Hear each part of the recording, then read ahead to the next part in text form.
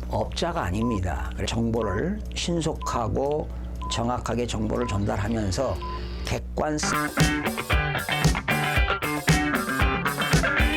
무주택자들은 서두르지 마세요. 기회가 분명히 옵니다. 그 기회는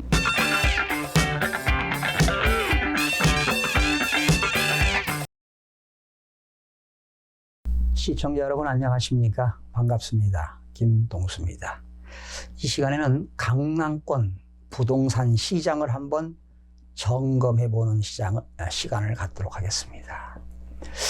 지금 9.13 부동산 정책 이후 2개월이 조금 지났습니다. 그런데 어떻습니까? 그 9.13 부동산 정책에 좀 약발이 먹혔습니까? 예, 약발이 먹힌 것 같습니다.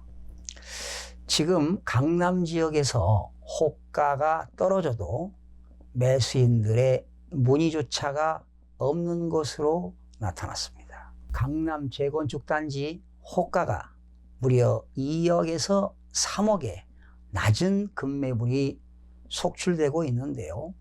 역시 매수는 실종된 사태로 이어지고 있습니다. 강남권 재건축 아파트 중심으로 지금 매물 적체 현상이 본격화될 전망입니다. 그리고 우리나라는 2008년에 미국발 서브프라임 모기지 이후에 부동산이 5년 동안 가격이 하락했습니다.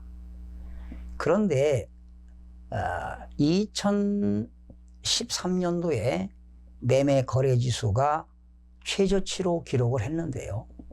그리고 2013년 이후에 5년 동안 매매 거래 지수는 계속 상승세를 유지하다가 이제 9.13 정책 이후에 지금 11월 현재 매매 거래 지수는 2013년 이후에 최저치를 기록하고 있습니다.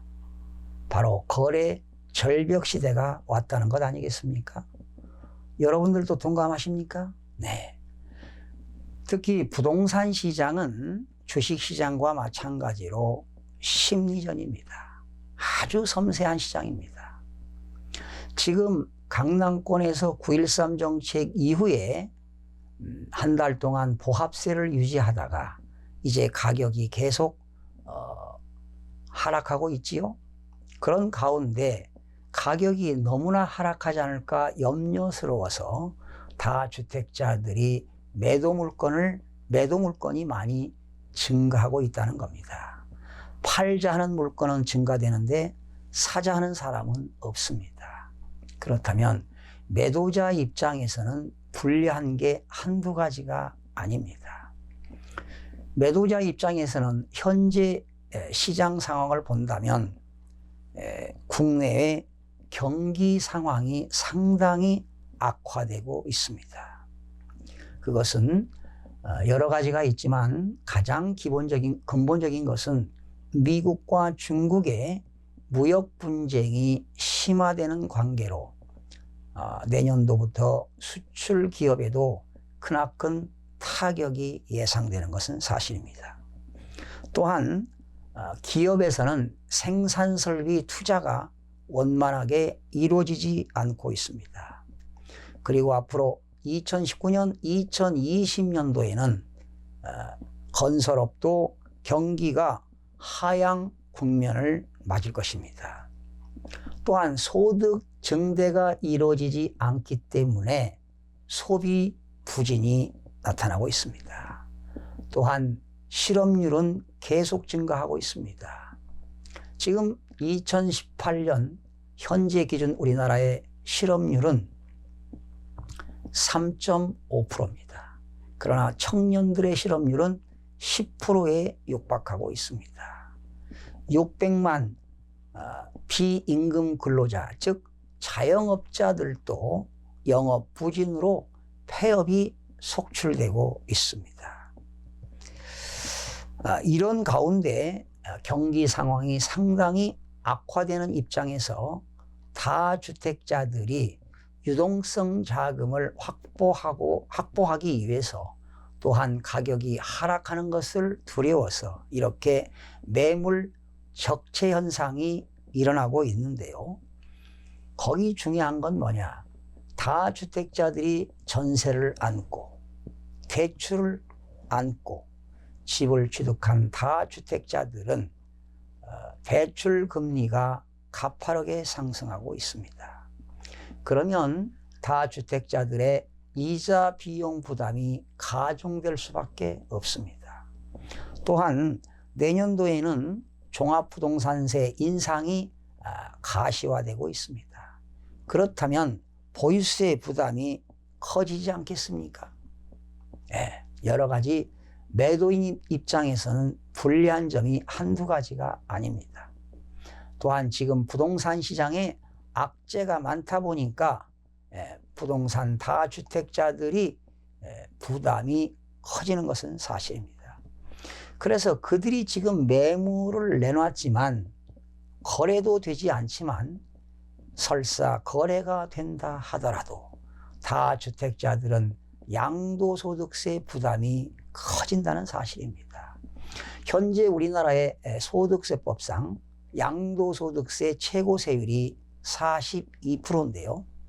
1세대 2주택자는 10%를 중과하기 때문에 52%의 세율입니다. 거기다가 지방소득세 5.2%를 더하면 57.2%의 세금을 부담해야 됩니다. 1세대 3주택자는 최고세율 42%에다가 20%를 중과하면 무려 62%입니다. 여기에다 지방소득세 6.2%를 가산하면 68.2%가 양도소득세가 되는 겁니다. 이렇게 양도소득세 과표가 높아질 수밖에 없는 이유는 서울 조정지역에서는 3년 이상을 보유했다 하더라도 장기 보유 특별공제 혜택이 없다는 사실입니다.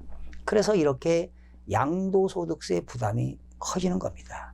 이런 부담을 안고서도 팔겠다고 내놨는데 부동산 매매가 이루어지지 않고 있습니다. 바로 매수인들은 더 가격이 하락할 것이라고 관망세가 크기 때문에 거래가 이루어지지 않고 있습니다.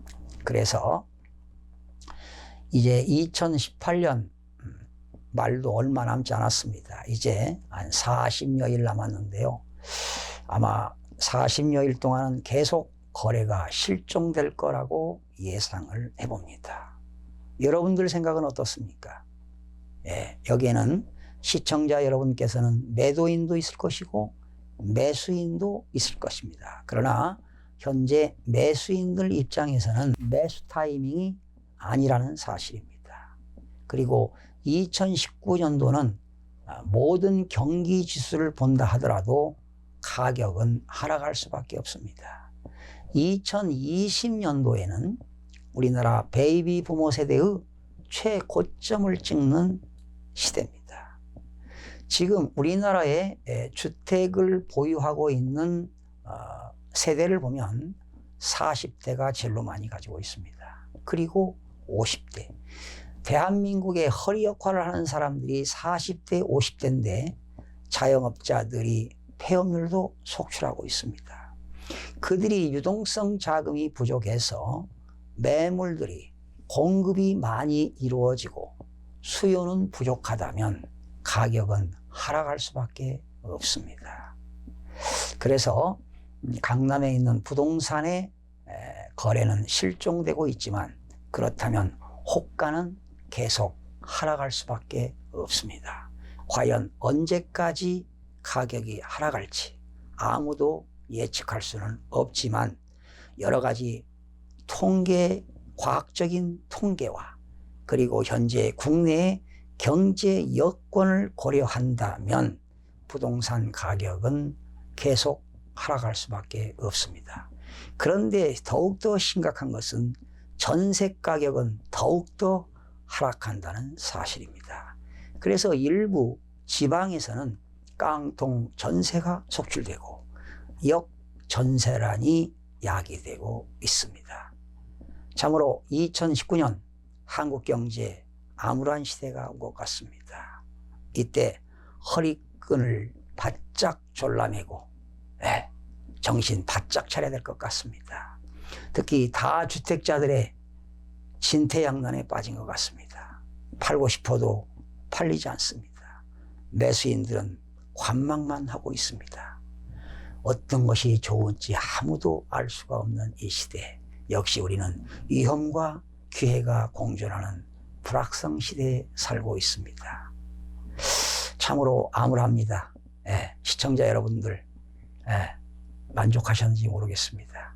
부족합니다만은 이 김동수 유튜브 강의를 시청해 주신 여러분 감사드리고요. 늘 좋은 일만 있기를 기대해 보면서 오늘 마무리하겠습니다. 시청해 주신 여러분 대단히 고맙습니다. 다음 시간에 찾아뵙겠습니다.